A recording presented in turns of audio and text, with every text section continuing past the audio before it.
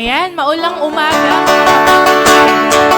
Ayan, so excited po kami na maka-worship to worship with you today. At ngayong araw, we celebrate because Jesus already won the victory. Amen po. Amen. So i-share ko lang po, naalala niyo po ba yung story sa Exodus? Basahin ko lang po sa Exodus 12:13. The blood will be the sign for you on all the houses where you live. When I see the blood on the house, then I will pass over you. No bad thing will touch you when I attack the country of Egypt. So, dito po, nung gabi ng Passover, God told the Israelites to put the blood of the lamb at their door frame, sa mga pintuan ng bahay nila. At nung dumaan yung angel of death, everyone covered by the blood was saved. Kung sino yung may mga blood ng lamb, naligtas sila, yung buong pamilya nila. So fast forward, church, tayo yon. So we are covered by the blood of the Lamb, Jesus Christ. Kaya hindi dapat tayo matakot or mangamba. Dahil because of His sacrifice and His blood, tayo ay protected na. Amen? Amen. Tayo ay merong salvation at tayo ay meron tayong bagong buhay. And this morning, we have a reason to sing and shout. Dahil buhay ang ating Diyos at He is moving, He is working, and He deserves all our praises. Amen po ba? So let us pray po, church. Hallelujah, Lord. Maraming salamat muli, Panginoon, sa umaga nito, Lord God. Na we have a chance, Panginoon, na i-declare yung goodness mo. Mapasalamatan ka sa lahat, Panginoon. And papurihan ka because deserve mo ito lahat, Panginoon. Lord, maraming salamat sa sacrifice, Panginoon, ni Jesus Christ na because of His blood, because of His sacrifice, Lord, we are here. Kami ay buhay, kami ay protected, kami ay merong salvation, Lord. Maraming salamat, Lord, and we declare, Panginoon, yung power mo, Lord God, sa buhay ng bawat isa, sa pamilya ng bawat isa, Lord. And because of you, Panginoon, because of your powerful, mighty name, Lord God, ang pamilya namin, we declare na kami ay merong panibagong buhay, Lord God. Maraming salamat, Lord. At kami ay magagalak, kami ay aawit at kakanta sa iyo, Lord God, sa house of the Lord mo. Hallelujah, Lord.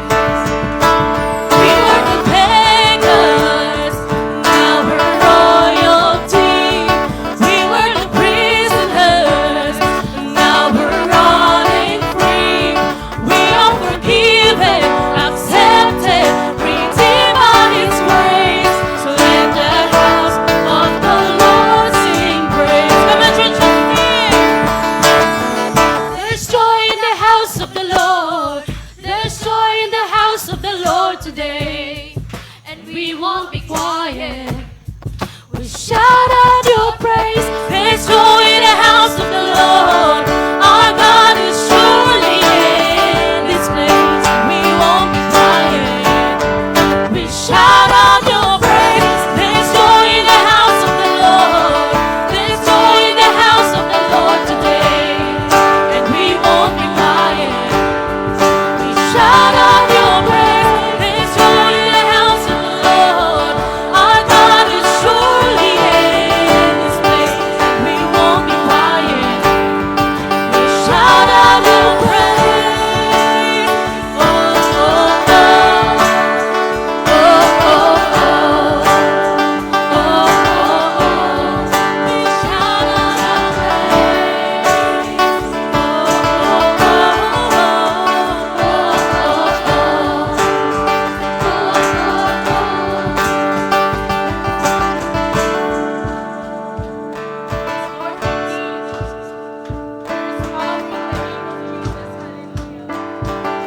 As we continue, Lord, to worship you, Lord, we declare, Panginoon, na wala, Panginoon, makakalapit na kaaway sa amin because in Jesus' name, Lord, merong power, Panginoon. Kami ay protected by your blood. Hallelujah.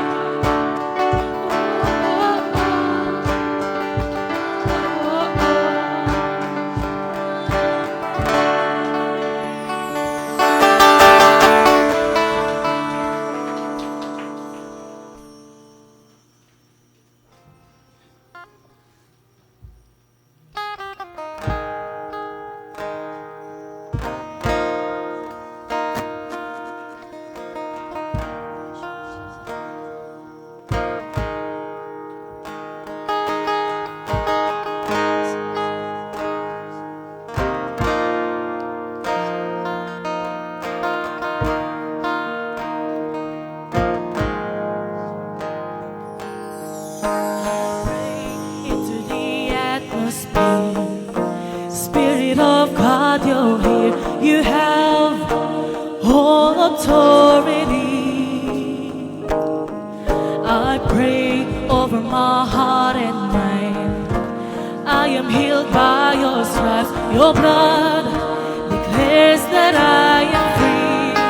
In the mighty name of Jesus, I'll pray, calling on the power of heaven.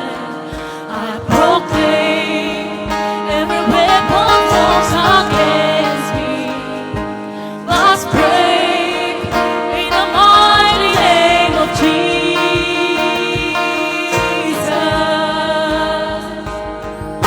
I draw a permanent boundary line. The enemy has no right to come near my family.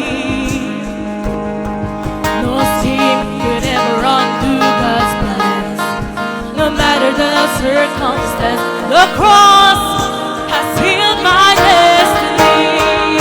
In the mighty name of Jesus, I pray, calling on the power of heaven. I proclaim every weapon formed against me must break in the mighty name of Jesus. In the mighty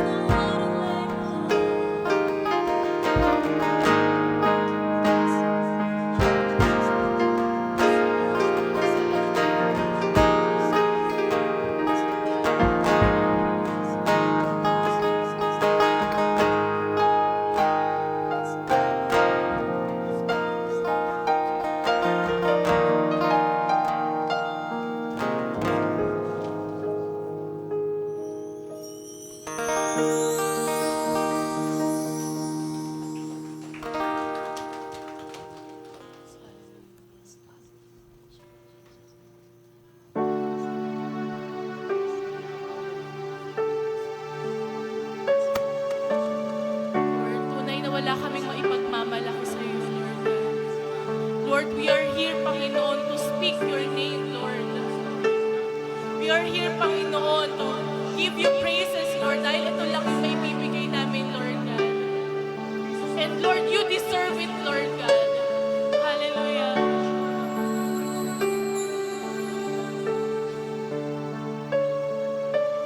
I just wanna speak the name of Jesus over every heart and every mind. 'Cause I know there is peace within your presence. I speak Jesus.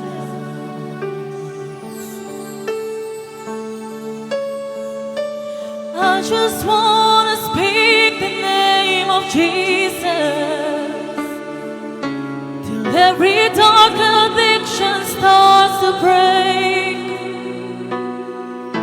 declaring there is hope and there is freedom. I speak Jesus. Your name is power. Your name is healing. Your name is life.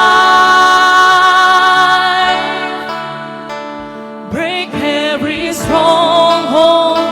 Shine through the shadows. Burn like a fire.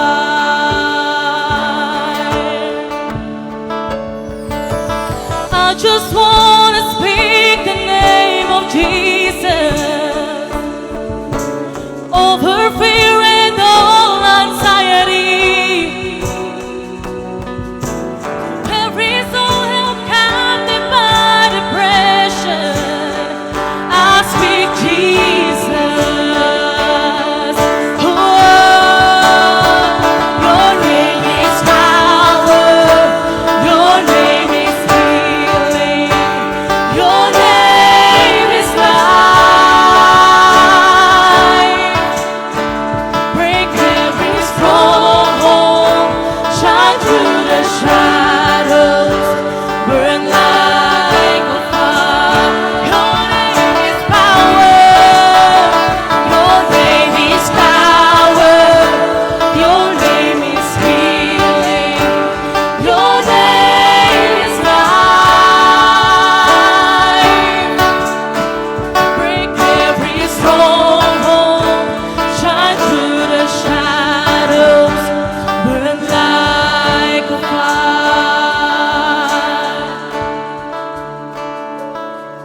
Shout Jesus from the mountains, Jesus in the streets, Jesus in the darkness over every enemy. Jesus for my family, I speak the holy name, Jesus. Come on, church, let's declare. Shout Jesus from the mountains, Jesus in the streets, Jesus in the darkness over every enemy. Jesus for my family, I speak the holy name, Jesus.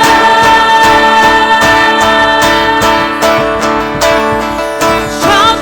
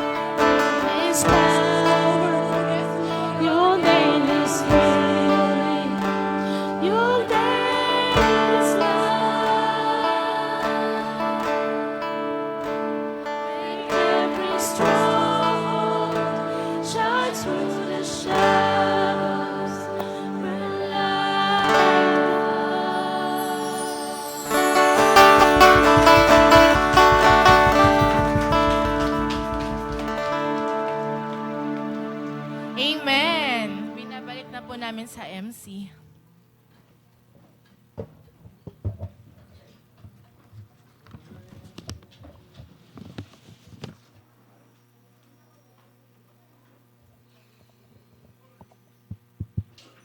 Ayun. Thank you, I Praise Team. At bago ko po makalimutan, share po natin yung ating live stream para makapanood yung ating mga bisita. At una sa lahat, welcome po ulit sa bawat isa. Tingin naman tayo sa kaliwat kanan. Yan, tapikin natin yung mga kapatid at kinalulugod natin na makita sila sa kabila ng masamaang panahon. Ganon din yung mga bisita natin sa live, yung mga nanonood. Kila Doria family, Sige family, welcome po. At si Sister Rem, Sister Lian, nandito ulit sila kasama natin sa San Carlos. Si Nanay Salome, ayan, tsaka si Jed, kasama ulit natin. At welcome ulit sa bawat isa. At syempre, hindi tayo papatinag, di ba? Kahit masama yung panahon, umuulan, naniniwala tayo na uulanin din tayo dito sa loob. Pero ulan ng, ano sa tingin nyo? Ulan ng pagpapala. So yung bago ang lahat, ipapakilala ko po muna yung ating simbahan. Kami, para sa kapakanan ng ating mga bisita, ha? Kami ay CLA North Caloocan, isang Christian born-again church, kung saan may vision kami. Yan, saving souls, transforming lives, and planting churches. At yung aming mission naman, our family of churches aim to live the life of Christ through the power of the Holy Spirit and to advance the kingdom of God here and now through communicating the gospel of Jesus Christ in words and in deeds. At naniniwala din tayo dito, statement of faith. So ganun din, babasahin ko yung we believe, tas sabay-sabay tayo dun sa kanan. Yan, we believe salvation and condemnation are not predetermined. But it is chosen by man from a loving God. We believe that the good news of the death, burial, and resurrection of Jesus Christ as God's and a holy basis of man's forgiveness must be. We believe that faith with love is a sacramental step that initiates every obedience of man in order to be saved.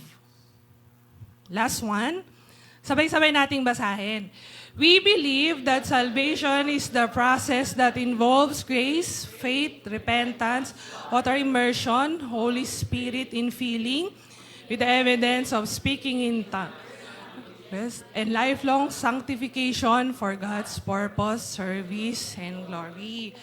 So yan. So may yung ating simbahan ay naniniwala sa isang doktrina na yung Acts 2:38 na magsisi yung bawat isa sa kasalanan, tatanggapin yung banal na spirito. Ayan. At syempre, ayan, basahin natin. And Peter said to them, repent and be baptized every one of you in the name of Jesus Christ for the forgiveness of your sins. Kapatawaran ng kasalanan at tatanggapin natin yung kaloob ng banal na spirito.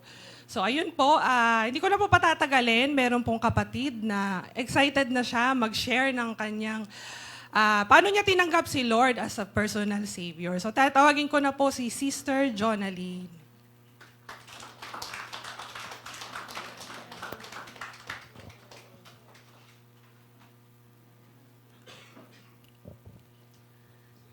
Life is too short. That's why my life without God is nothing. Good morning po sa ating lahat, mga kapatid, sa mga nasa live stream, and sa mga bisita po. I am Sister Jonah or Sister Colette, and this is my testimony kung paano ko nakilala si God and how God helped me through my race. So, I grew up po sa parents na magkaiba yung religion, and I have this confusion kung ano nga ba talaga yung religion na dapat belong ako. So, lumaki po ako na naniniwala kay God. And if you believe in Him and be a good person, yun na yun. Okay na yun.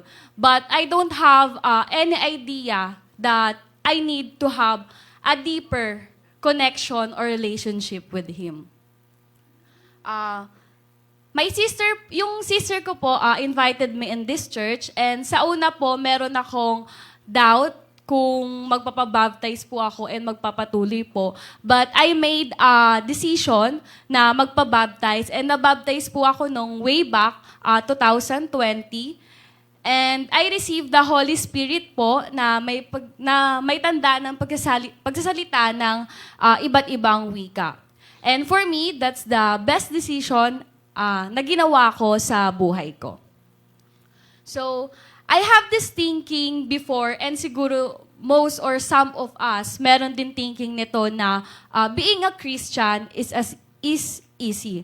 But for me, my life as a Christian is like a race. Meron akong different life, or lahat naman tayo may kanya-kanyang buhay bago nakilala si Lord. And being a Christian is like stepping onto the racetrack. So, katulad po ng race na may path is not always smooth. Yung karera po na meron ako sa buhay ko is hindi naging madali. To the point na dumating ako sa physically, emotionally, mentally tired. Because last 3 years or 4 years, I don't remember po yung exact date. Our mother left us. Iniwan po kami ng mother namin, and sumama po siya sa ibang guy. Pero po before, we already had a broken family.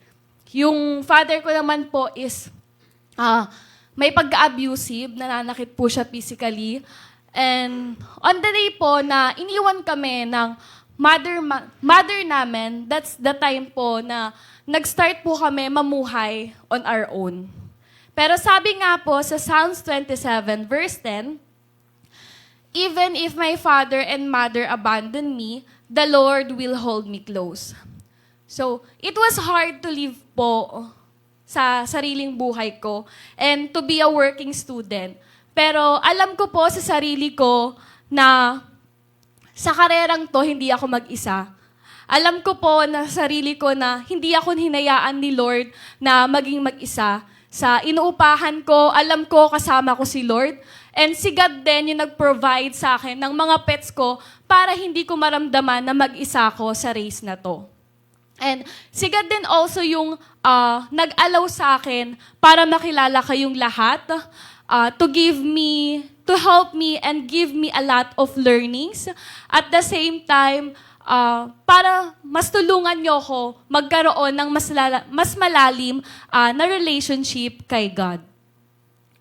Katulad nga po ng race na I get tired, lost, discouraged, or dumating sa point na I wanted to quit, but God gave me strength. Sa Isaiah 40 verse 31 po, but those who hope in the Lord will renew their strength. They will soar on wings like eagles. They will run and not grow weary. They will walk and not be faint. Sa loob po ng 4 years na pagiging working student, yung cycle ko po na work, school, house course, or yung cycle ko na work, school, OJT, and more, alam ko po na kasama ko si God. God is the one who lift me up. God, sa Kanya po ako kumakapit, kaya yung hope na meron po ako is hindi nawawala. And alam ko po one day darating yung araw na sasabihin sa akin ni Lord, well done. Alam ko po, darating yung araw na yayakapin ako ni Lord, and sasabihin niya sa akin, okay na, tapos na lahat ng paghihirap mo, wala ka na dapat ikabahala.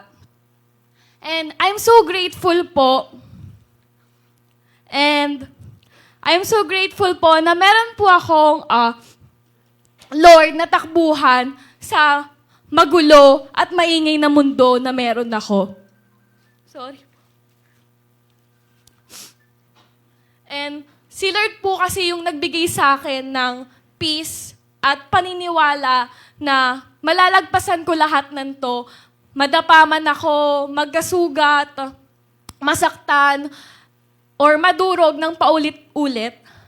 the Lord is guiding me, and the Lord is with me. And doon po ako nagpapasalamat ng sobra kasi dumating po si Lord sa buhay ko.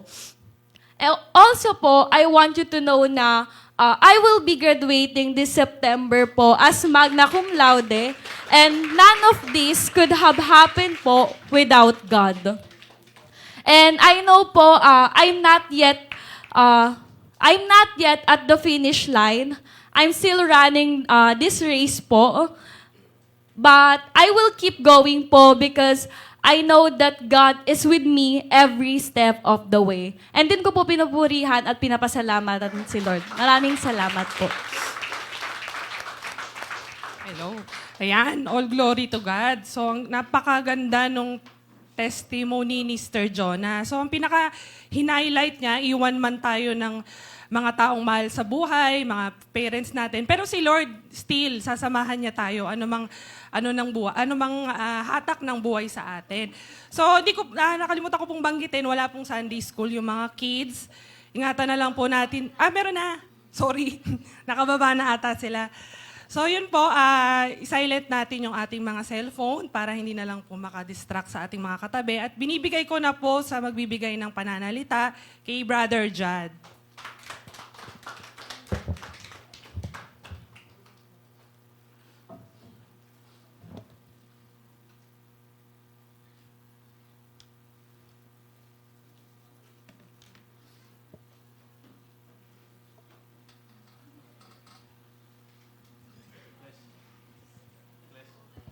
Okay lang maganda kalapit.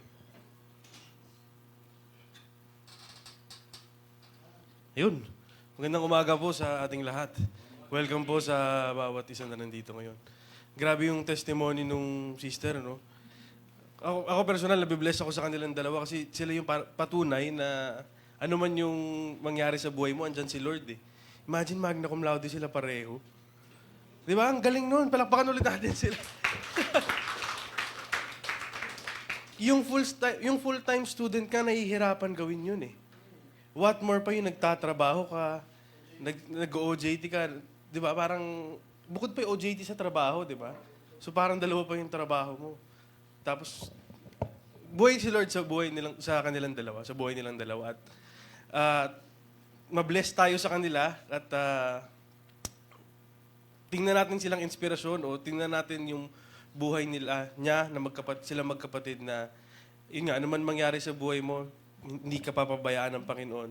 Sila yung patunay na kasama natin siya palagi, ano man yung daanan natin sa buhay natin. So,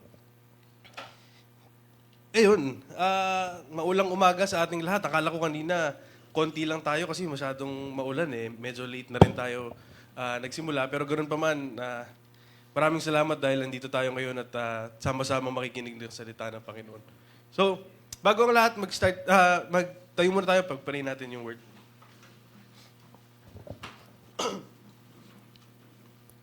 Yes, Lord, kami nagpupurit, nagpapasalamat sa araw na ibinigay mo sa amin, Panginoon. Maraming salamat sa bulwagang ito na binigay mo sa amin na meron kaming lugar para magpapurihan ka, Panginoon, para makarinig ng salita mo ngayong umagang ito, Panginoon. Lord, tulungan mo kami na intindihin yung salita mo, Panginoon. Ikaw yung gumabay sa bawat isa, Panginoon, na nandito ngayon. Tulungan mo kami na makinig na maayos, Panginoon. At bilang speaker, tulungan mo po ako na makapagsalita na maayos, Panginoon, na maihayag, Panginoon, yung gusto mong sabihin sa mga tao at gusto mong maging paalala sa mga tao, Panginoon. Lord, dinadalangin namin, Panginoon, yung mga kapatid namin na wala dito, Panginoon. Yung mga kapatid namin na may sakit, Panginoon. Tulungan mo sila, Panginoon. At muling ibangon, Panginoon. Bigyan mo sila ng kagalingan at sapat na lakas, Panginoon. At yung mga kapatid namin na nasa malayong lugar, Panginoon, ingatan mo sila, Panginoon. Yung mga kapatid namin na may pasok ngayon, Panginoon. Patnubayan mo sila, Panginoon. Gabayan mo sila, nasan man sila, Panginoon. At bigyan mo sila ng daan, Panginoon, at chance, Panginoon, na maka-attend ulit, Panginoon, at makapagpurit, magpasalamat sa iyo sa bulwagang ito, Panginoon. Dinadalangin namin ang lahat sa pangalan ng iyong anak na si Jesus. Amen.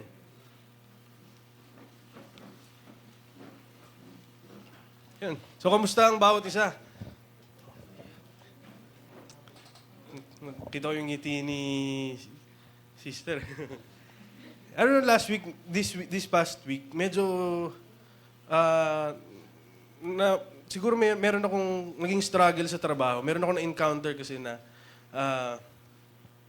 merong isang staff na parang kinuha nila yung overage, parang gano'n. Kasi parang, di ba sa mga benta, minsan may sumusobra, pero kasi dapat dinedeclare yun eh. So basically, anong nangyari, nakuha niya, parang pinaghatian nila yung sobra, imbis na i-declare o ibalik sa company. So ngayon, nagkaroon ng pag-uusap sa loob, tapos na-question, of course, yung integrity ng taong yun. Kasi parang ang nangyari, sa maliit na mahalaga, nahirapan na pagkatiwalaan ka, di ba?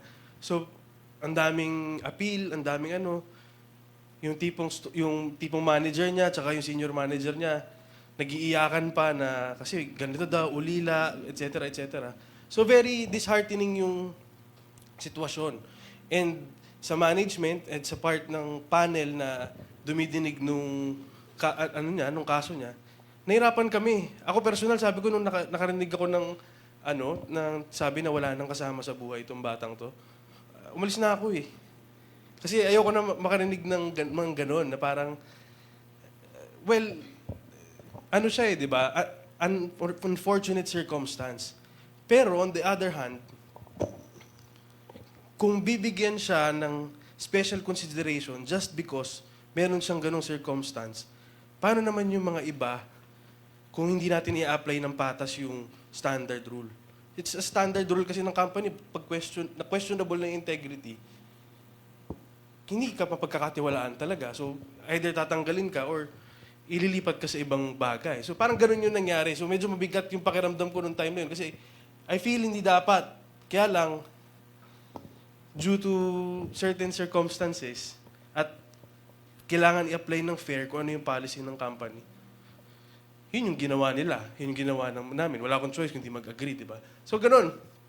Yun yung medyo mabigat sa akin ngayon. Kasi minsan may mga, pag magdi-deal ka ng mga tao, magdi-deal ka ng mga bagay na magmamatter yung siguro sa earning capacity ng tao. Kasi basically, mawala siyang trabaho eh, di ba? So, parang ganun siya. So, medyo mabigat, di ba, na dinamay ko lang kayo sa struggle ko eh. Hindi, so ganun yung medyo stress ko ngayong mga nagdaang araw. Pero yung pag-uusapan natin ngayon, may tanong ako. Meron, tapos ayaw eh. Next slide na lang. O saan ka madalas natatakot?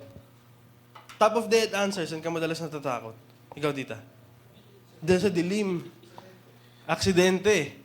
Di ba? Meron tayong mga top of the head answers. Pag tinanong tayo, saan tayo takot? Ikaw, saan ka takot?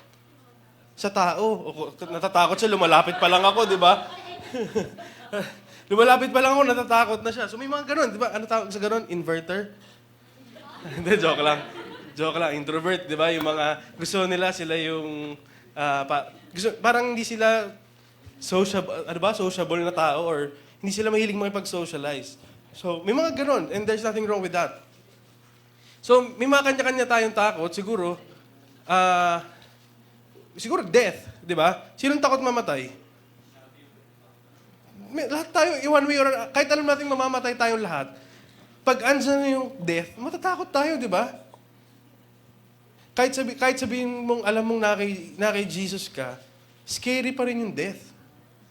Matapang lang tayo sabihin na, kahit mamatay ako ngayon, alam ko na kay Jesus ako eh. Pero pag andyan na, alam mo malalagutan ka na, imposible hindi ka makaramdam ng takot. So it's a natural thing. Failure. Takot tayo mag-fail.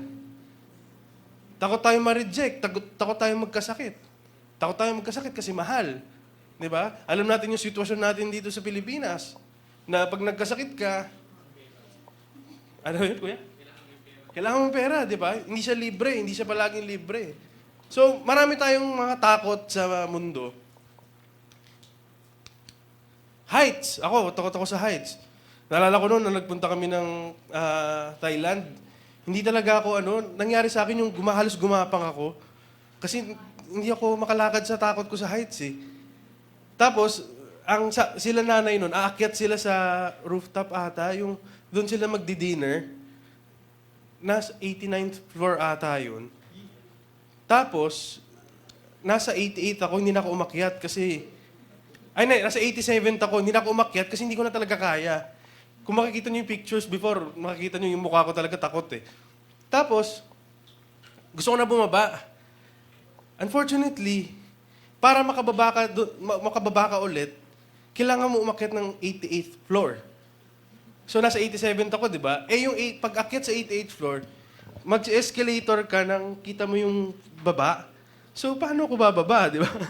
Paano ako bababa? So, nakiusap ako sa sa mga staff. Di ba, Thailand, di naman kayo magkaintindihan eh. Sabi ko, please, let me use the fire exit. I'm really scared. Tapos, pagpunta ko dun sa fire exit, dun pala mas mauga. Mas mauga pala dun yung, parang dun mo ramdam na, kasi syempre, shaky dun sa taas di ba? Gumapang ako pababa. Wala naman nakakita eh. Ay, paakyat pala, paakyat. Gumapang ako paakyat, yung parang paluhod akong umaakyat. So sabi ko, ayoko na dun. Spiders, di ba meron isa dyan, takot sa spider, di ba? Enclosed spaces, yun ang takot sa enclosed na space. Claustrophobia ba yung tawag doon? Yung ayaw mo ng masikip o ayaw mo ng parang nakakulong ka or consequences. Minsan takot tayo sa consequences ng mga actions. Kaya very, tawag dito? Yung gusto natin sure ball lahat kasi ayaw natin magkamali. Kasi takot tayo na baka pag nagkamali tayo, may masamang consequence. Meron ako na-encounter na one of the executives sa company namin. Very conservative siya sa lahat ng actions niya. Lahat kalkulado, kahit mabagal. Kasi gusto niya, sure ball lahat. Ayaw niyang nagkakamali, ayaw niya ng high risk. Kumbaga, sigurista siya. Kasi alam niya, pag nagkamali siya, given his position, malaki yung effect. So, takot siya sa possible consequences. Pag nagkamali siya, kaya sobrang maingat. Pero usually, nagkakaroon tayo ng mga ganitong takot o physical fears or dahil sa past traumas, di ba? Past experiences. Hindi naman natin alam na takot ka agad eh. Minsan, nagkakaroon tayo ng takot kasi may na-experience tayong ganito. Or, may mga bagay na ayaw na nating maulit. Next, other people's opinion about you. Sinong takot sa malaman yung opinion ng iba tungkol sa sarili niya? Minsan, iniisip natin yun, di ba, na ano kaya sasabihin ni Kuya Bani sa akin? Kape na ako ng kape. O kaya ano kaya sasabihin nila sa akin sa likod? Pagka ganito yung ginawa ko. Takot tayo minsan malaman yung opinion ng iba. Or masyado tayong concerned sa opinion ng iba. Minsan, dahil sa iniisip natin palagi yung opinion ng iba, nagiging unproductive tayo. Nagkakaroon tayo ng certain obsession kung na dapat maganda lagi yung iisipin sa atin. It can be positive, especially kung yung opinion sa'yo maganda. Or it can build your confidence kasi. Diba? Kung yung opinion ng mga tao sa'yo, ay, okay na tao yan. It can build your confidence. Pero what if makarinig ka ng, wala yan, mahina naman yan eh. Palitan yung notes. Maliit naman. Diba? Parang minsan disheartening yung ganong situation pag nakarinig ka ng something negative. Or, it can also rebuild you more, di ba?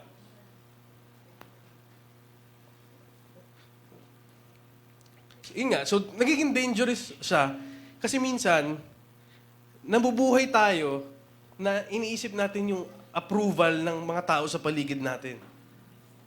Masyado nating iniisip na ano kayang sasabihin ni ganito pag ginawa ko to? Ano kayang sasabihin nila pag ganito yung nangyari? Nadi-disrupt na yung utak natin. Hindi na tayo nakakapamuhay na maayos. Kasi yung focus natin, andun na lang sa kung ano yung sasabihin ng iba. So, isa yun sa mga kinatatakutan natin. Diba? Takot tayo sa opinion ng iba. Ano yung iniisip ng iba sa atin. Pero di ba sa Bible, usually, madalas natin nababasa, fear not. Fear not, for I am with you. It was mentioned several times or many, many times sa Bible. Usually, ginagamit siya sa context na ina-assure ng Panginoon na lagi mo siyang kasama. O basically, a symbolic reminder to trust in God. So, yun yung mga usual na nababasa natin or o nakikita natin o tinuturo sa atin, di ba? Sa Matthew 10, do not be afraid of those who killed the body but cannot kill the soul, but rather be afraid of him who can destroy both soul and body and in hell. So kano tayo dapat magkaroon ng takot o reverence? Di ba? Pagilid nung ano. Masyado lumiit yung sa notes. Thanks. So, di ba, be afraid of him who can destroy both soul and body in hell. So it honors God as really is holy, just, and creator of all. Not just cowering, severe fear, but it is a kind of fear nonetheless. So, what comes to your mind whenever we hear fear of the Lord? Anong unang maiisip natin pag sinabing fear of the Lord? Beginning of wisdom, di ba? Kasi yun yung pinakasikat na verse tungkol sa fear of the Lord eh. The fear of the Lord is the beginning of wisdom. So, ano yung klaseng takot na yun? Horror ba siya na feeling? Na parang takot ako kay Lord. Hindi ako makalapit sa'yo. Hindi ko kaya magdasal sa'yo. Takot ako. Ayaw kita lapitan. Ganun ba yung klaseng fear na sinasabi? Tingnan natin, di ba? Terror ba siya agad? Pero sabi, it is an awe-filled reverence, deep respect, and humble submission. Tingnan natin sa mga susunod na scripture. So, the fear of the Lord. Mababasa natin to sa iba't ibang verses o scripture sa Bible. Kalat siya na palaging sinasabi, the fear of the Lord is the beginning of wisdom. Yung fear of the Lord, ito yung mangyayari sa'yo. Pag may takot ka sa Panginoon, galit ka rin sa evil, etc., etc. So approximately nabanggit siya 295 times. Yung fear of the Lord. So, what is fear of the Lord? Punta natin yung main scripture natin. Sa Proverbs 9, verse 10, the fear of the Lord is the beginning of wisdom, and the knowledge of the Holy One is understanding. So, yung fear na sinasabi dito, hindi siya horror kind of fear na dapat na phobia na allergic ako sa iyo, Lord, parang ganun, or may phobia ako sa iyo, Lord. It's a kind of fear na you respect God. For several reasons, at titingnan natin yung iba't ibang rason ngayon. Kung titingnan natin sa Amplified, the reverent fear of the Lord, that is worshiping Him and regarding Him as truly awesome, is the beginning and the preeminent part of wisdom. Its starting point and its essence, and the knowledge of the Holy One is understanding and spiritual insight. Reverent yung kind of fear. Pag sinabing reverent, yung nagbibigay ka ng utmost respect sa taong yon o dito sa context ito sa Panginoon. Reverent kind of fear. And the fear of, di ba sa Proverbs 1, yung ini-introduce yung Proverbs itself, the fear of the Lord is the beginning of knowledge. Fools despise wisdom and discipline. So ito yung theme and purpose ng Proverbs basically. Kasama siya. The fear of the Lord is the beginning of knowledge, and fools despise wisdom and discipline. Pag titingnan mo siya sa Amplified, almost the same. Na reverent fear of the Lord. Worshipping Him and regarding Him as truly awesome. Skillful and godly wisdom. Yung arrogant fools daw, they despise wisdom. Skillful and godly wisdom. Kasi wala silang takot sa Panginoon or wala silang respect sa... Pahinaan ng konti yung volume ko pala.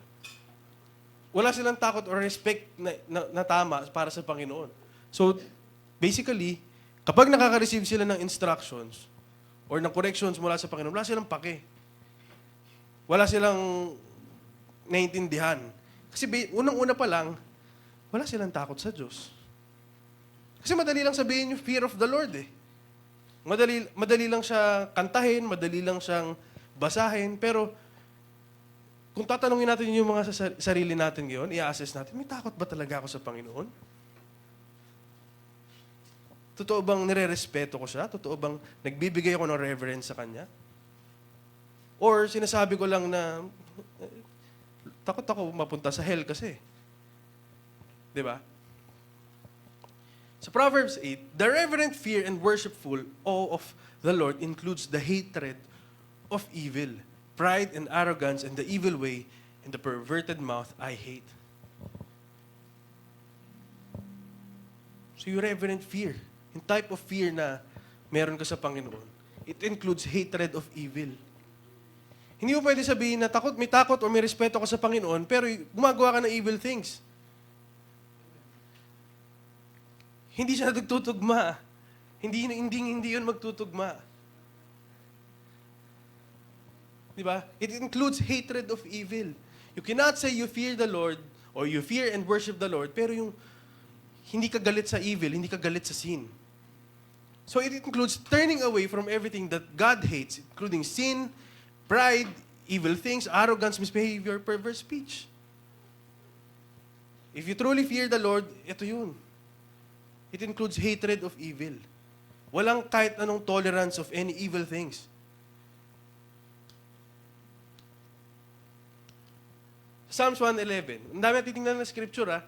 The fear of the Lord is the beginning of wisdom. All who follow His instructions have good insight. And His praise endures forever. Kasi magkakaroon ka ng wisdom, magkakaroon ka ng good insight. Makakatulong yan sa good decision, sa decision making mo. Makakatulong yan sa kung paano ka magde-decide in every situation, in every aspect of your life. If you truly fear the Lord, and if you truly seek His wisdom. Tingnan natin sa Amplify, di ba? The reverent fear of the Lord is the beginning, the prerequisite, the absolute essential, the alphabet of wisdom. A good understanding and a teachable heart. Galit ka sa evil, di ba? Pero you also cannot say na natatakot ka sa Panginoon or may respect ka sa Panginoon, pero kung hindi ka rin teachable. Kailangan din natin maging teachable kung may takot o respeto tayo sa Panginoon. Kasi kung walang perfecto sa ating tao. Lahat tayo nagkakamali, lahat tayo pumapalya, and we have to be open sa corrections at kahit ano man na danasin natin or kahit ano man na ituro sa atin ng Panginoon. A good understanding and a teachable heart are possessed by all those who do the will of the Lord. His praise endures forever. Diba? So what is fear of the Lord? Reverent awe of God's holiness and power, recognition of His authority, and humble submission to His will. Diba? Feeling or showing deep and solemn respect. Reverence, diba? In deep respect or for someone or something. Recognition of His authority. Why? Hindi naman tayo equal sa Panginoon eh. We have to respect His authority na siya yung nakakataas palagi sa atin. He is the Creator and we are His creation. Lagi natin tandaan yun. Kaya wala tayong dapat may pagmalaki sa Panginoon kasi kinreate niya tayo eh. Kinreate niya tayo to worship Him. Submission, a humble submission to His will. A kind of fear that draws us closer in surrender. We have to submit. Absolute submission to God's will. Hindi pwedeng submission with reservations. Kasi kung yung submission natin with reservation, absolute pa ba yung reverence mo sa Panginoon?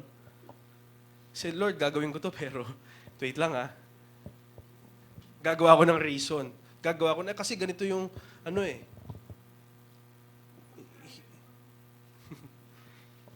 walang absolute submission. So, if we truly fear the Lord, or if we truly respect the Lord, there should be humble submission. We must humbly submit to Him and recognize His will. Uy. Sa Ecclesiastes 12, when all has been heard, the conclusion of the matter is this: fear God and keep His commands, because this is for all humanity. For God will bring every act to judgment, including every hidden thing, whether good or evil. Diba? Fear God and keep His commandments. He will bring every act to judgment. To fear God is one of the major themes in the Old Testament. Kaya doon natin siya mas madalas mababasa, di ba? To fear God is to respond to Him in awe, reverence, and wonder, to serve Him in purity of action, and shun evil and worship of everything, and worship of anything else in His universe. Basically, love the Lord your God. Palagi natin tandaan yun na fear God and keep His commands. And For God will bring every act to judgment, including every hidden thing, whether good or evil. Tandaan natin si Lord yung nakakaalam ng lahat. Si Lord yung nakakaalam ng puso natin. May photographer tayo eh. Naka-peace. For, di ba? Every hidden thing, whether good or bad. Lahat ng ginawa mong maganda in secret, lahat ng ginawa mong masama in secret, alam ng Panginoon lahat yun. Siya yung nakakaalam ng lahat. Kasi basically wala tayong matatago sa Kanya. Tama? Kaya, mag-ingat tayo sa ginagawa natin o sa pamumuhay natin. Kung paano natin tinatahak yung buhay Kristiyano. And we should always exercise fear of the Lord.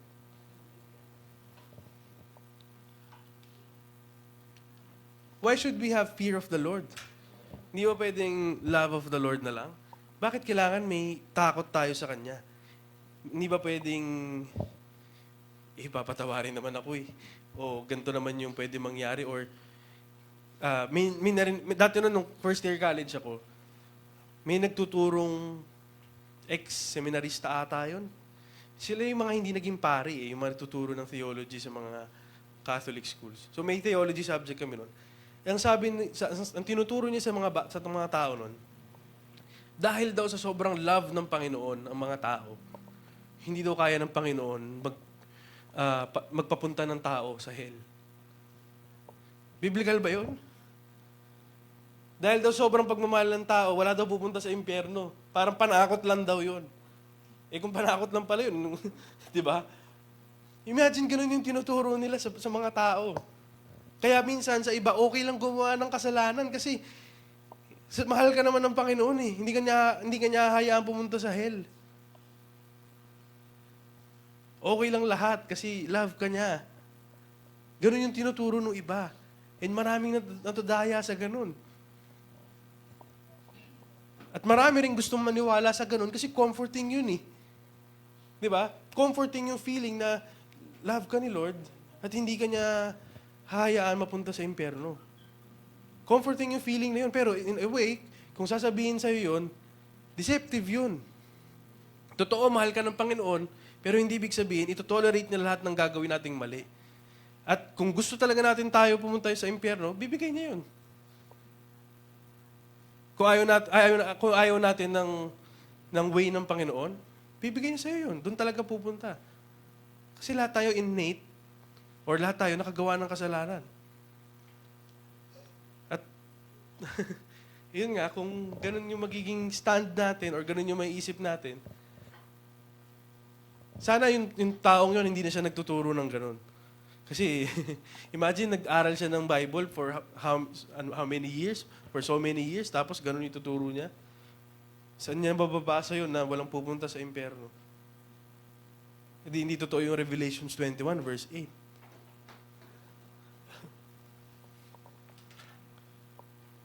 So why should we have fear of the Lord? Tingnan natin itong sa Jeremiah 5. Hear this, you foolish and senseless people. They have eyes, but they don't see. They have ears, but they don't hear. 22, do you not fear me? This is the Lord's declaration. Do you not tremble before me, the one who set the sun as the boundary of the sea, and an enduring barrier that cannot cross? The waves surge, but they cannot prevail. They roar, but cannot pass over it. But the fear of God is to acknowledge His majesty and to submit to His will. So in this context, it highlights Judas' refusal to submit to and serve God. Ito yung charge niya sa kanila. Do you not tremble before me? Siya yung gumawa nag-set ng mga buhangin para yung as boundary ng sea, di ba? Para hindi siya umagos ng tuloy-tuloy. The waves surge, but they cannot prevail. They roar, but cannot pass over. Di ba yun palang yung ganong klaseng creation, amazing yun eh. And hindi ka magtitremble sa Panginoon na siyang gumawa ng lahat.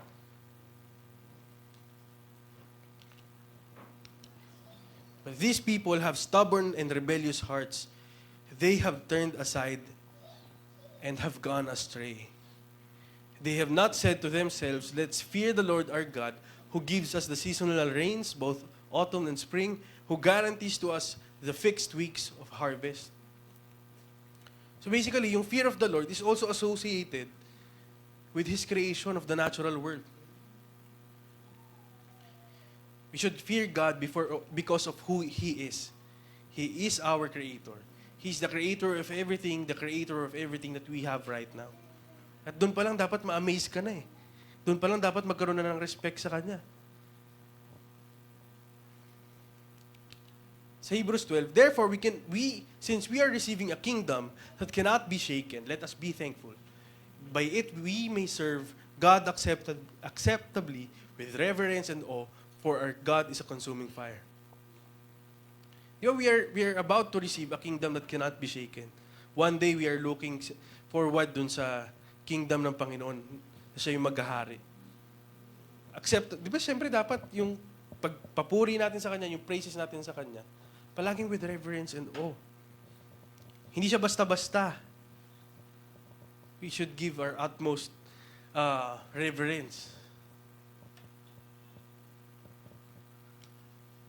So Psalms 128, verse 1 and 2, blessed is everyone who fears the Lord, who walks in His ways. When you eat the fruit of the labor of your hands, you will be happy, and it will go well for you. So why should we have fear of the Lord? Because He is our Creator, the Creator of everything. And fearing God leads to wisdom, and it brings blessing and God's favor. Yun yung mga reason bakit isa sa mga tatlo sa mga rason, marami pa na hindi natin nalista dyan, bakit kailangan natin magkaroon ng takot sa Panginoon. Imagine siya yung may gawa ng lahat, doon pa lang tapos na eh. Siya yung gumawa sa'yo. Doon pa lang tapos na yung usapan eh. Diba? Creation ka ng Panginoon, creation tayo ng Panginoon. At doon pa lang, the mere fact na ginawa tayo ng Panginoon, dapat mapasa Kanya yung utmost respect natin, utmost reverence. What does fearing the Lord produce in our lives? May benepisyo ba yun sa'yo, sa atin, o kung tayo ay mamumuhay na may takot sa Panginoon? So basically, based sa mga nabasa natin, meron. Diba? Obviously, yes. Fearing the Lord is also loving the Lord. What does fearing the Lord produce in our lives? Obedience and repentance. If you truly respect God, you will obey His commandments. Pwede mo ba sabihin nire-respeto mo ang Panginoon pero hindi mo siya susundin? Lord, I respect you pero teka lang. Lord, nire-respeto naman kita pero ba't ganun? Ito yung gusto ko gawin.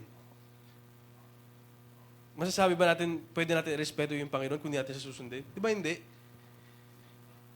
If we truly respect God, you will obey His commandments and truly repent from whatever sin you may have committed. Fearing God produces holiness.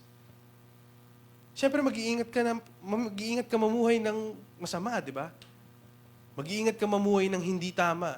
And being holy is being set apart.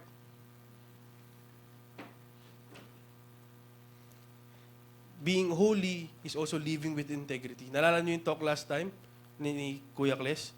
Di ba yung let your yes be yes? Yung simpleng bagay lang na dapat hindi ka naglalay eh. You don't need to promise kasi dapat lahat tayo nagsasabi ng totoo. Doon pa lang tapos na yung usapan eh. Doon pa lang set apart ka na eh. Kung lagi tayo nagsasabi ng totoo, doon pa lang tapos na. And true worship and devotion. Referring back to obedience. Kasi masasabi mo bang worship ka sa Panginoon kung hindi ka nag-obey? Di ba, obedience yung pinaka-best worship mo. Ang common misconception, ang worship tuwing worship time. Tuwing nakataas ka ng kamay.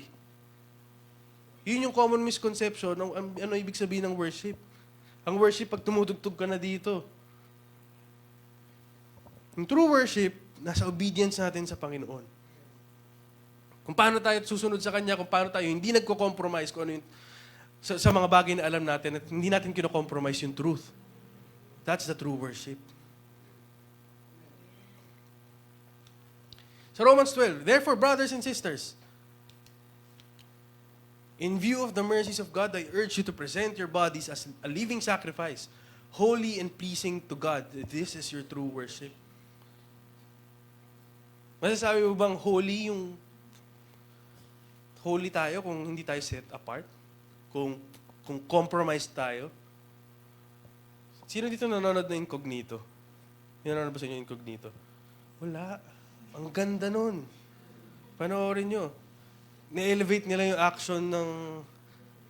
Well, military missions kasi yun. Mahilig ako sa mga ganong klaseng palabas eh. Minsan, ang iniingatan nila, yung makompromise sila. Or, may bahid na. Kasi pag compromise ka na, or, kunwari, nag-ooperate sila in secret.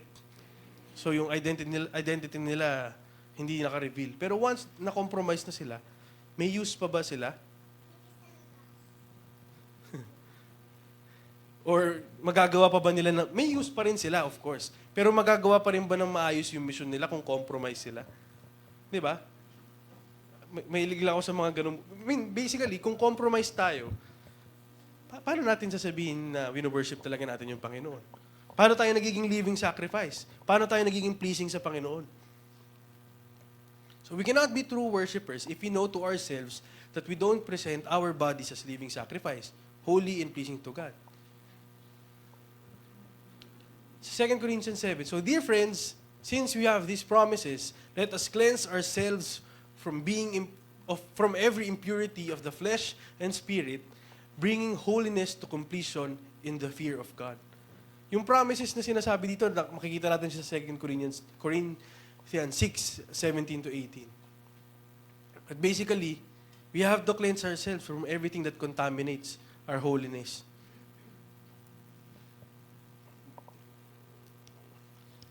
So, meron bang consequences if we do not fear the Lord? So, ano ngayon kung wala kang takot sa Panginoon? O sinasabi mo may takot ka, pero totoo kayang may takot ka. Ano yung consequence doon? 1, separation from God. 2, rejection of wisdom. Kasi di ba, the fear of the Lord is the beginning of wisdom. So kung wala kang takot sa Panginoon, nire-reject mo yung wisdom na pwede niya ibigay sa'yo. And lack of repentance or tolerance of sin. Eternal separation. Kung hindi talaga tayo magbabago. Kailangan natin maintindihan yun, na merong pwedeng eternal separation. At palagi natin ididiin yun kasi ayaw natin ng eternal separation sa Panginoon. May gusto ba ng eternal separation sa Panginoon? Wala, di ba? Impyerno yun eh. And kung mapupunta tayo sa ganong kalagayan, wala nang balikan yun. Wala nang second chance. Kasi marami na tayong chances dito eh. At habang nabubuhay tayo, grab natin yung opportunity to change kung may kailangan tayo baguhin. So, separation from God, unang-una. And rejection of wisdom, lack of repentance, or tolerance of sin. Eternal separation. So Romans 3, their throat is an open grave. They habitually deceive with their tongues. The venom of asps is beneath their lips. Their mouth is full of cursing and bitterness.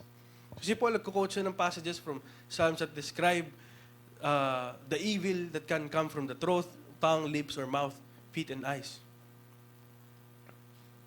Sa 18, there is no fear of God and His awesome power before their eyes. So pwede pala yun. Diba? Their throat is an open grave. They habitually deceive with their tongues. And their mouth is full of cursing and bitterness. At sa mga ganong tao, there's no fear of God before their eyes. Sa Isaiah 29, the Lord said, "These people approach me with their speeches to honor me with their lip service. Yet their hearts are far from me, and human rules direct their worship of me."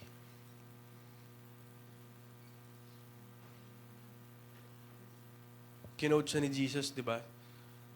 To describe yung Pharisees. These people worship me with their lips, but their hearts are far from me. Kasi nga, madali sabihin na, Lord, I worship you. Pero yung puso talaga natin malayo. At wala tayong takot o respeto sa Panginoon.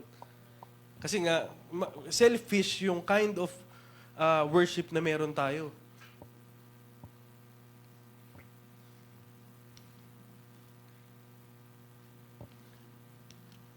Sa Amplified ata to. Di ba? Because of this nation approaches me only with their words and honors me only with their lip service. But they remove their hearts far from me, and their reverence for me is a tradition that is learned by rote, without any regard of its meaning. Habitual. Ibig sabihin ng rote, habitual. Yung reverence, sobrang babaw na. Kasi habitual na lang eh. Pasa-pasa lang. At tinuro lang sa akin na I should be reverent eh. Pero hindi ko talaga naiintindihan kung ano ibig sabihin ng reverence sa Panginoon. Tinuro lang sa akin yun ng nanay-tatay ko eh. Sabi ng nanay-tatay ko, mag-worship ako, mag-pray ako. Pero ako, hindi ko talaga naiintindihan kung bakit ko kailangan mag-pray. Baka wina-worship ko nga lang si Lord dahil tradisyon namin yun eh. Dito ako lumaki. Di ba?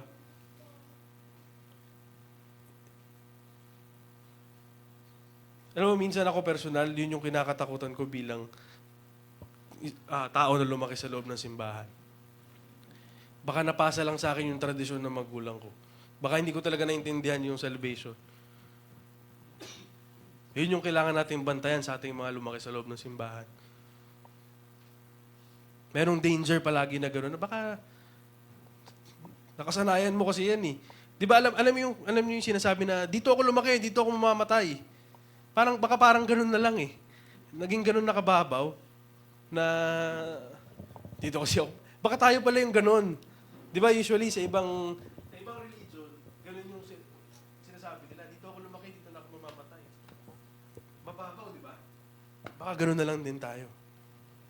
Dito na ako tumagal, dito na ako mamamatay. Sana hindi gano'n. Sana hindi malayo yung puso natin sa Panginoon.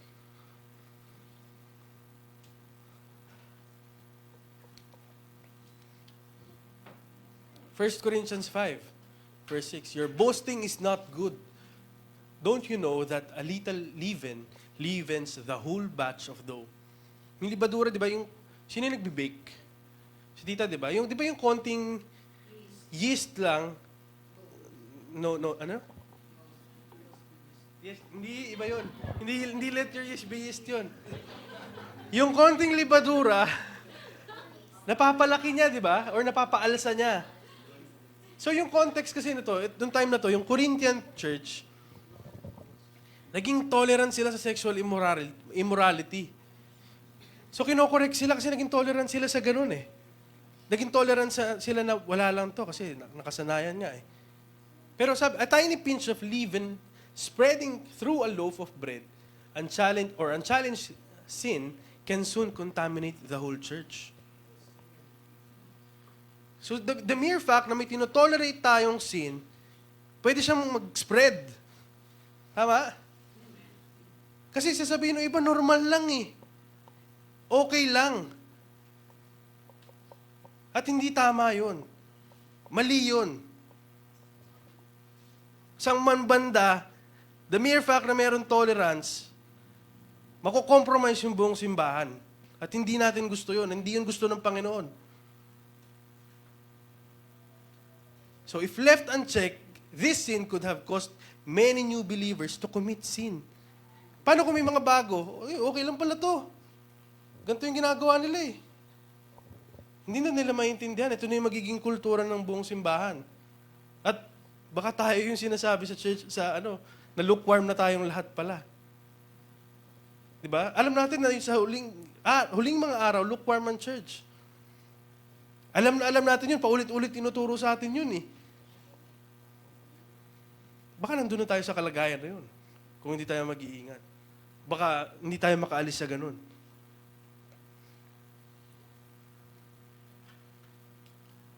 Romans 6, therefore do not let sin reign in your mortal body, so that you obey its desires, and do not offer any parts of it to sin as weapons for unrighteousness, but as those who are alive from death, offer yourselves to God, and all the parts of yourselves to God as weapons for righteousness. Basic example, wag mo hayaan na yung kamay mo magkasala. Wag mo hayaan na yung bibig mo magkasala. Diba? Do not offer any part of your body to sin. Any part.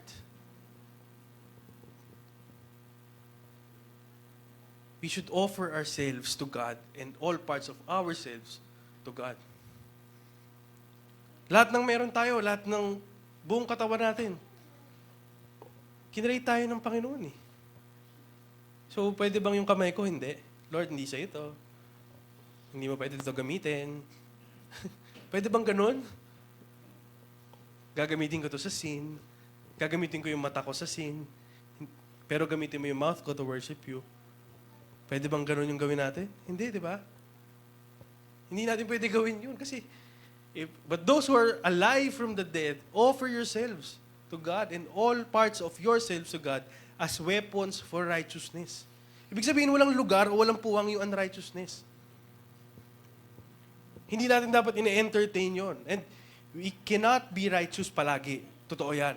Magkakaroon tayo ng mali, magkakaroon tayo ng pagpalya. But we should strive. We should aim for righteousness. Hindi self-righteousness, ha? Magkaiba yun. We should be righteous, pero hindi tayo dapat maging self-righteous.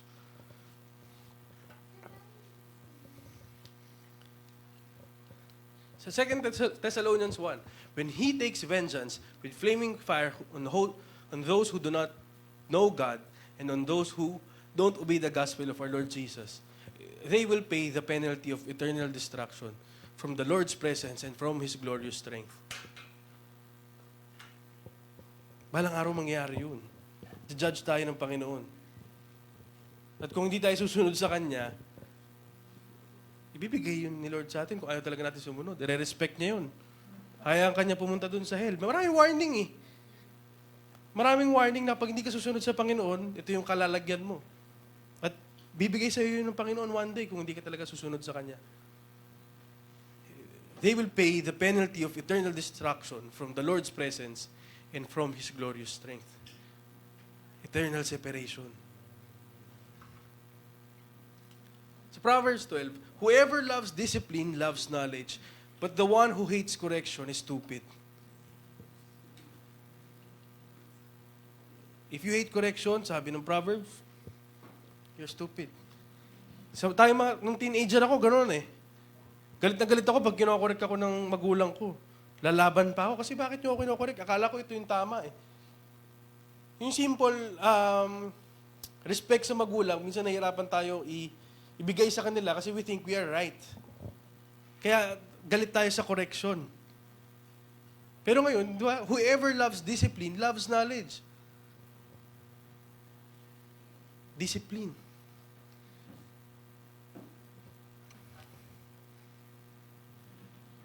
But kung tayo yung magagalit sa discipline, magagalit tayo sa correction, hindi siya maganda.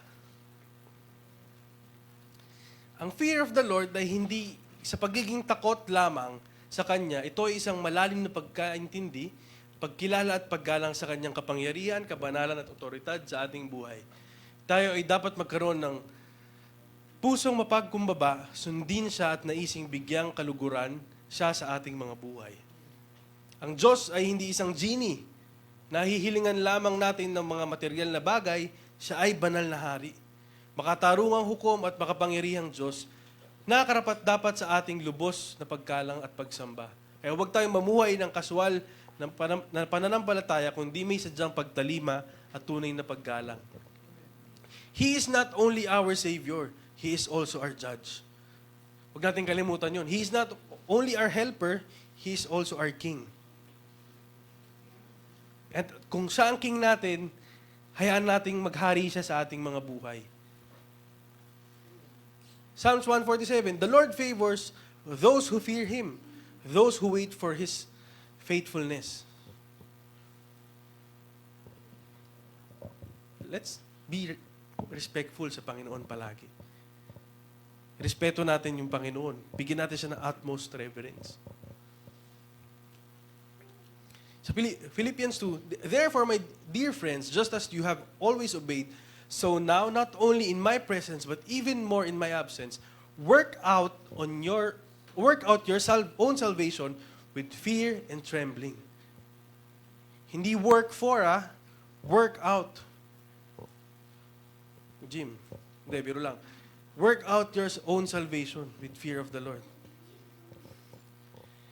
Basahin natin sa Amplified. So then, my dear ones, just as you have always obeyed my instructions with enthusiasm, not only in my presence, but now much more in my absence, continue to work out your salvation, that is, cultivate it, bring it to full effect, actively pursue spiritual maturity. That's how we work. We should work out our salvation with awe-inspired and trembling, using serious caution and critical self-evaluation to avoid anything that might offend God or discredit the name of Jesus. Dahil ba sa actions natin, pwede natin ma-discredit si Jesus? Pwede, di ba? Kaya nga malaking bagay yung testimony natin eh. Malaking bagay siya. Minsan, di ba, ang advice natin kung hindi mo pa alam yung sasabihin mo sa taong witnessan mo, use your testimony. Kung hindi ka ganun ka well-versed sa maraming scriptures, let your testimony speak for yourself. Binago ka ng Panginoon. Ito yung binigay sa akin ng Panginoon. Pero kung yung testimony natin compromised, what will happen? It will offend God and it will discredit the name of Jesus. Imbis na nakatulong tayo sa pagliligtas, or nagawa natin yung part natin para may maligtas yung mga tao, lalo pa silang lumayo. Kasi compromise tayo eh. Di ba? So we should avoid anything that might offend God or discredit the name of Jesus.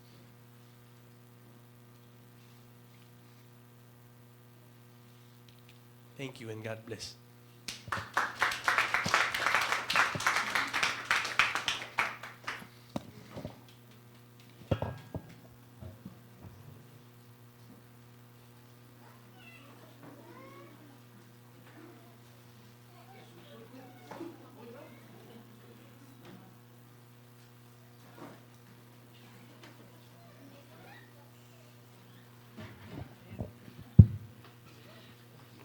Ayan, amen. So bago po tayo dumako sa communion song, ipapanalangin ko po muna tong collection bag. Yes, Lord God, marami pong salamat sa walang hanggang biyaya at na naririnig namin sa araw-araw, Lord God. Lahat ng blessings, Lord God, na tinatamasa namin ay galing sa inyo, Lord. Muli, basbasan nyo itong collection bag namin, yung mga kapatid, yung mga pinagkukunan nila ng sources, Lord God. Sa inyo lamang po kami tatawag at magpapasalamat dahil wala kaming pagmamayari dito sa mundong ito, kundi lahat ng praises, lahat ng meron kami, Lord God, ay palaging galing sa inyo, Lord God. Naniniwala ako na sasapatan nyo, Lord God, ang pangangailangan ng bawat isa, hindi lamang po sa pinansyal, kundi parati sa spiritual. Kayo yung maghari sa buhay ng bawat isa. May sa pamuhay namin lahat ng mga naririnig namin, Lord God. Lahat ng mga bagay na ito, tinataas namin ng may papurit pasalamat sa dakila at makapangyarihang pangalan na yung nag-iisang anak na si Jesus. Amen.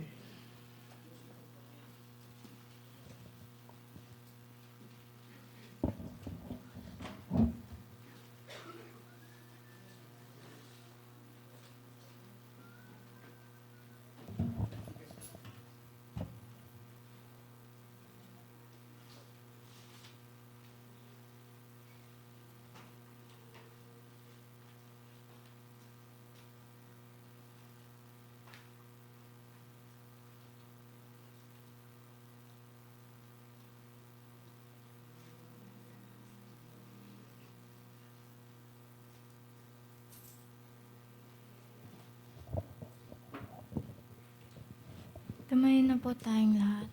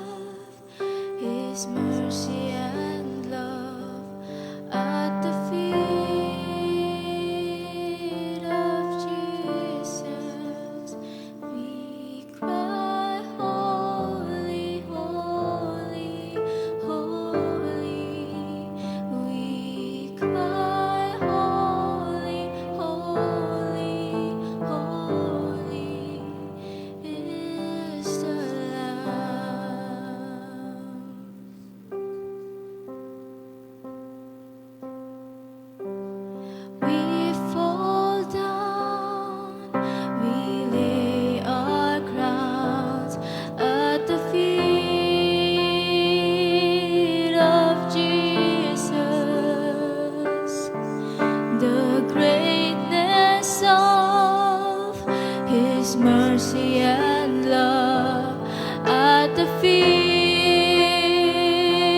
of Jesus. We cry, holy, holy, holy, and we cry, holy, holy, holy, and we cry, holy, holy, holy is the Lamb.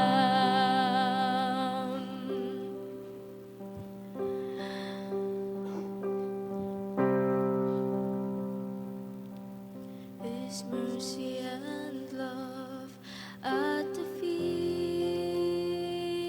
of Jesus.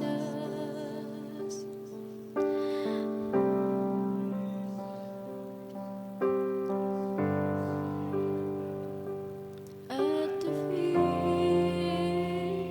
of Jesus, and we cry, holy, holy, holy, and we cry, holy, holy, we cry, holy, holy is the Lamb.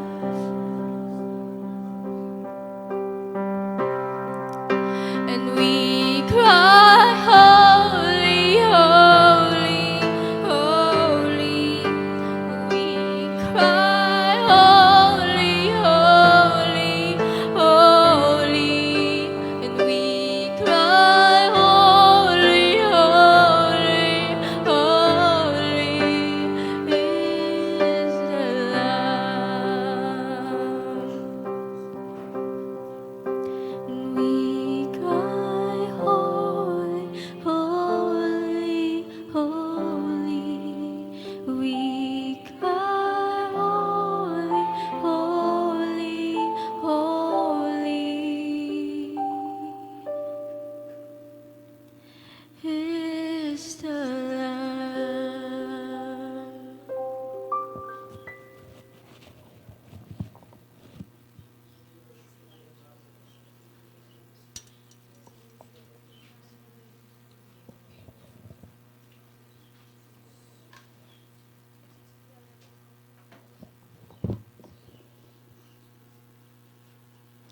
Dadako na po tayo sa ating pong communion, sa ating pakikipag-partake doon sa ginawa ng ating Panginoong Hesus sa krus ng Calvary. So, kanina napakinggan natin yung pagkatakot sa Diyos. Fear of the Lord is the beginning of wisdom. At ito yung marapat ng bawat isa sa atin bilang mananampalataya ay mayroon tayo. Kanina habang nakikinig ako doon sa likod, meron akong pagkatakot sa Diyos. Pero yung tanong, sa lahat ba ng aspeto ng aking buhay, yung buong katawan ko ba, habang nakikinig ako, ay merong pagkatakot sa Diyos? Alam ko, ang bawat isa sa atin dito ay may ganun, pagkatakot sa Diyos. At nais natin magkaroon tayo ng karunungan na magmumula sa ating pagkatakot sa Diyos. At siguro itong pagkakataon na ito, yung sandali na ito, mas gustuhin pa natin yung mas malalim na karunungan sa pamamagitan ng nung ating pag-submit nung ating mga sarili. Humbly. Yung ating pag-humble down. Sa harapan ng ating Panginoon na 2,000 years ago, ginawa niya yung pagpapako sa krus, yung pag-angkin para sa lahat ng ating mga kasalanan. Sa katubusan ng ating mga pagkakasala, sa kagalingan ng ating mga sakit. So gamitin natin yung pagkakataon na ito na mag-humble down tayo, na dito magsisimula yung pag-ani natin ng karunungan mula sa Diyos. Na yung buong ating katawan ay merong pagkatakot sa Diyos. Kabuuan ng ating katawan. Pwede nating ipinalangin, panimula, yung ating mga sarili, ipanalangin natin yung ating mga kapatid, ipanalangin natin yung ating simbahan na dumako sa tuwid na direksyon, sa direksyon ng ating Panginoong Hesus.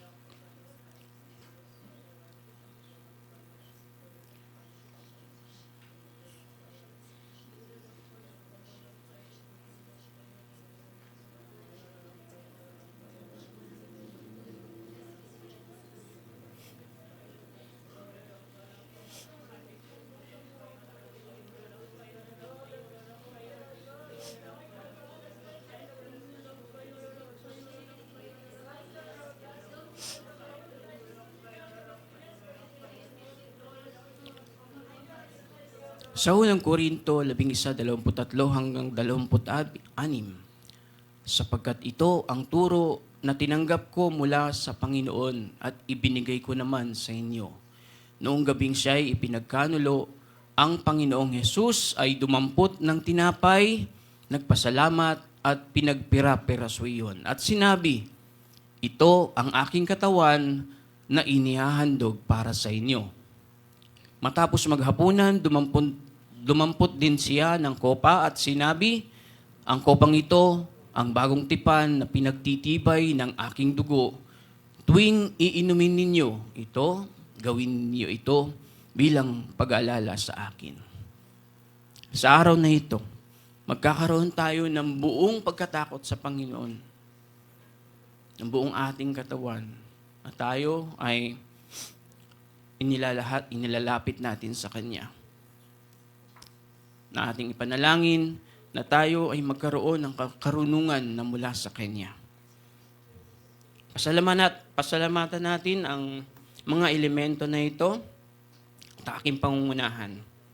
Panginoon, maraming salamat sa pagkakataon nito na kami po ay nagkatipon at nais po naming makibahagi sa ginawa ng iyong anak na si Jesus sa krus ng Kalbaryo. Tangan po namin yung tinapay na sumisimbolo ng kanyang katawan na nasaktan, na bayubay para sa kagalingan ng aming mga sakit. Narito rin po ang laman ng kopang ito na sumisimbolo sa dugo ng aming Panginoong Hesus na umago sa krus ng Kalbaryo para sa aming mga pagkakasala, sa katapusan ng aming mga kasalanan. Ang lahat po ng ito, ang elemento pong ito ay inyo pong basbasan at maging simbolo ng aming pakikipagniig sa aming Panginoong Jesucristo sa ginawa niya sa krus ng Calvary. I-take po natin at manalangin po tayo.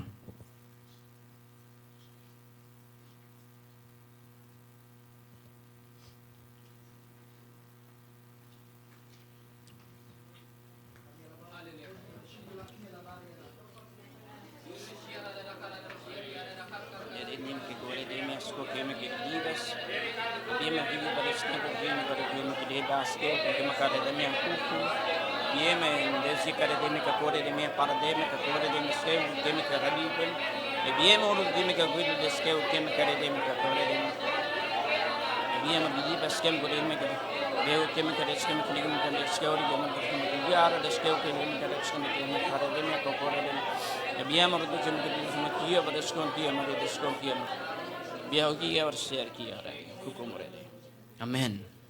So, siguro i-operate po natin yung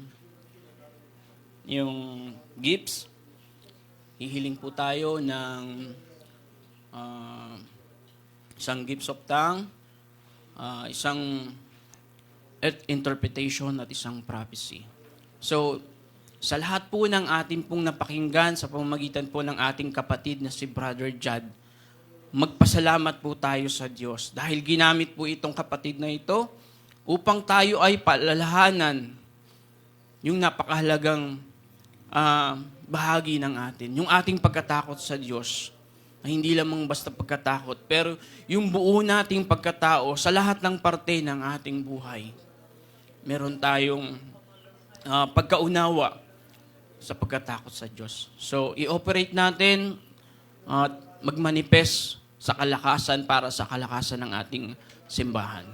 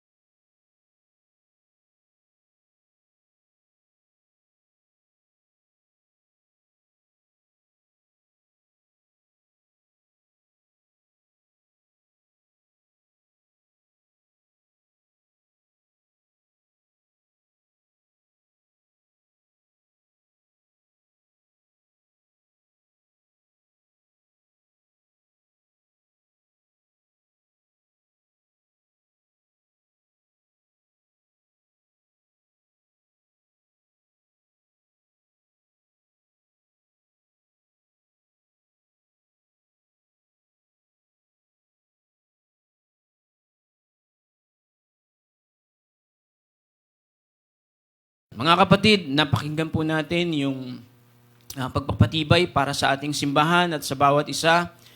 Yung ating pong narinig kanina, dun sa ating pong interpretation, dun pa sa ating prophecy.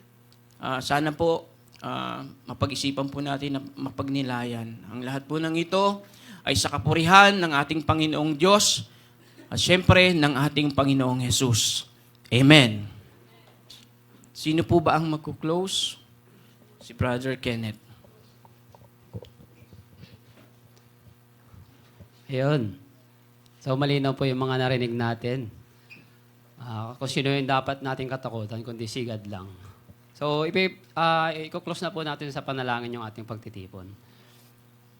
Lord God, Ama, salamat, Lord God, sa aming mga narinig, Panginoon. Lord, Panginoon, sana lagi namin piliin, Lord God, yung wisdom. Ito yung pagkatakot sa iyo, Panginoon, Lord God. Dahil ikaw, Lord God, yung ikaw lahat yung nakakataas, Panginoon, Lord God. Ikaw yung lahat, Panginoon, na dapat naming piliin lagi, Panginoon, sa amin. Sa araw-araw, Panginoon, Lord God, at ikaw yung sundin palagi, Lord God, yung kalooban mo, Panginoon, Lord God. Dahil ito yung true worship namin, Panginoon, Lord God, yung pag-obey sa iyo, Panginoon, sa iyong kalooban, Panginoon. Lord, sa anumang gagawin namin sa mga darating na araw, Lord God, ikaw palagi, Lord God, yung saway mo palagi, Panginoon, Lord God, yung lagi naming papakinggan, Panginoon, sa aming mga nagagawang hindi maganda, Lord. Saway mo kami, Panginoon, at nawa, Lord God, tumalima kami, Panginoon, Lord God, sa iyong salita, Panginoon, Lord God. Maraming salamat po. Gabayan mo po kami sa aming mga gagawin pa sa araw na ito, Lord God, at lagi lamang, Panginoon, Lord God, na ikaw yung maitaas, Panginoon, sa gagawin namin. Maraming salamat, Lord. Itinataas po namin lahat ng ito sa dakilang pangalan ng iyong anak na si Jesus. Amen.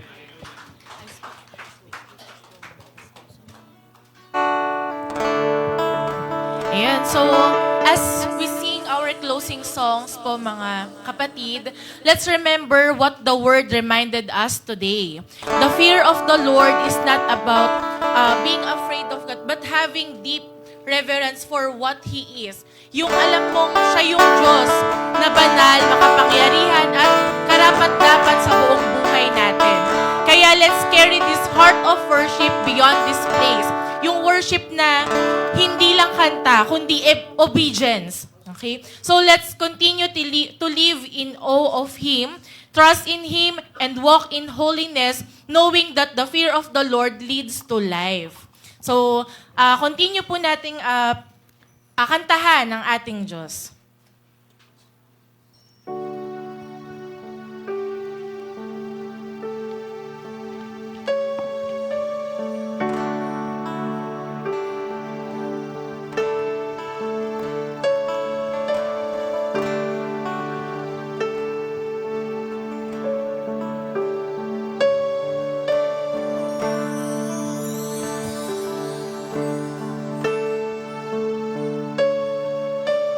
I just wanna speak the name of Jesus over every heart and every mind. 'Cause I know there is peace within your presence. I speak Jesus.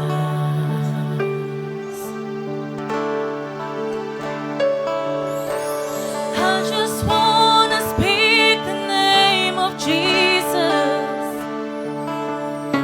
till every dark addiction starts to break,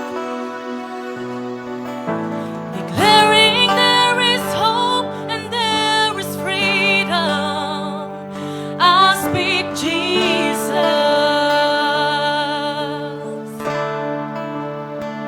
Your name is power. Your name is healing.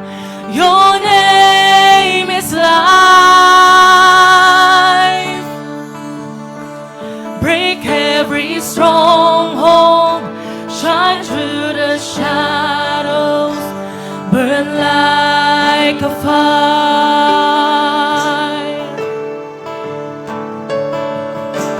I just wanna speak the name of Jesus over fear and all anxiety.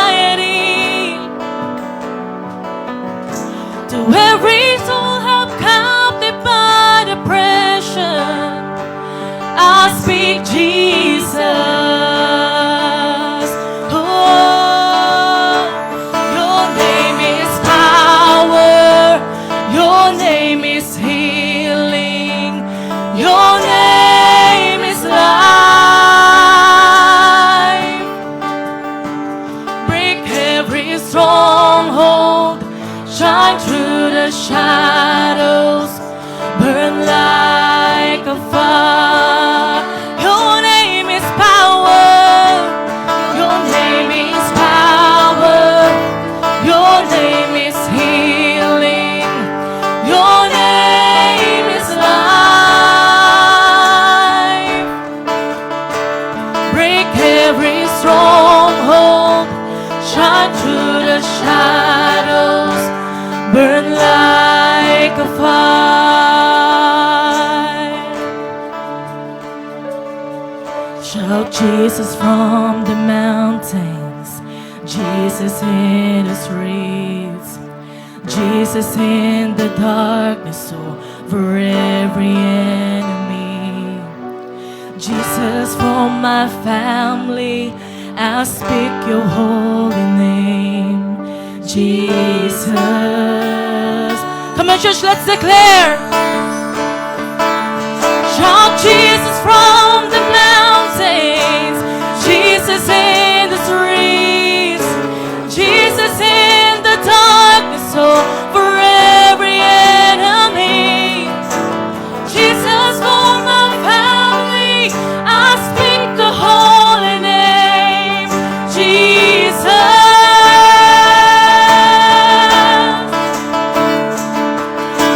Jesus from the mountains, Jesus in the streets, Jesus in the darkness over every enemy. Jesus for my family, I speak the holy name. Jesus, your name is power. Your name is healing.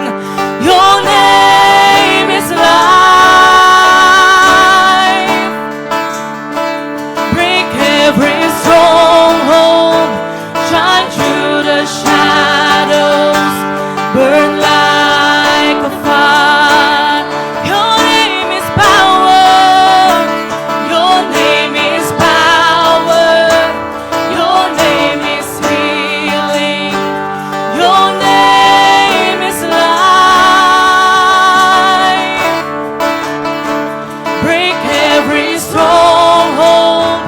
Shine through the shadows. Burn like a fire.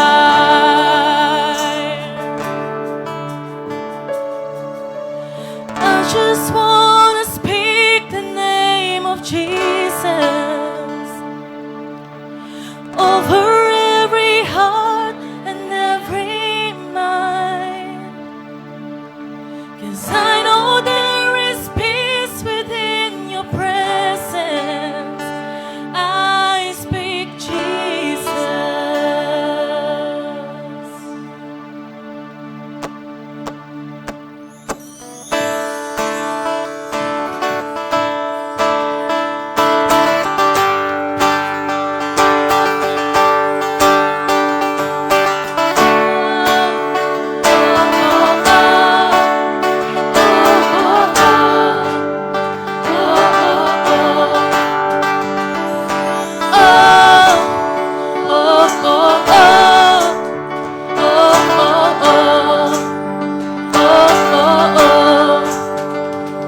We worship the God who was.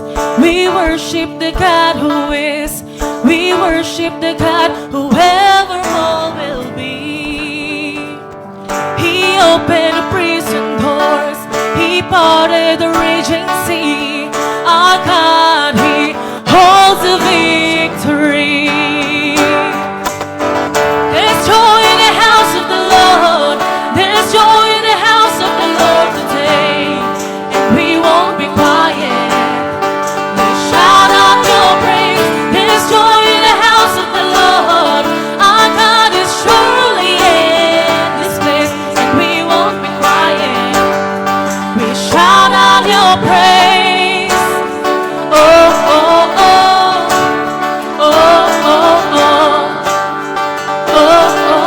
we sing to the God who heals. We sing to the God who saves. We sing to the God who always makes a way. 'Cause he hung upon the cross, then he rose up from the grave. Our God is the rolling stones away. Oh, come on, let's sing. There's joy in the house of the Lord. There's joy in the house of the Lord today. And we won't be quiet. We shout out your praise. There's joy in the house of the Lord. Our God is surely in this place. And we won't be quiet. We shout out your praise. 'Cause we were the beggars, now we're royalty. We were the prisoners, now we're running free. We are forgiven, accepted, redeemed by His grace. So let the house of the